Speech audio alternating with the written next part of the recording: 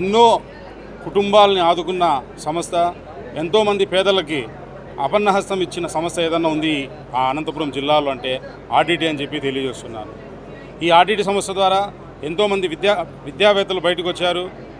క్రీడల్లో కూడా ఎన్నో రకాలుగా ప్రోత్సహించిన సంస్థ ఆర్డిటి. ఈరోజు ఒక మతం పేరిటనో ఇంకొక టెక్నికల్ విషయంలోనో వాళ్ళకి రావాల్సిన ఎఫ్ఆర్సిఆర్ ఫండ్స్ని ఈ కేంద్ర ప్రభుత్వం ఆపేయడం చాలా దురదృష్టకరం.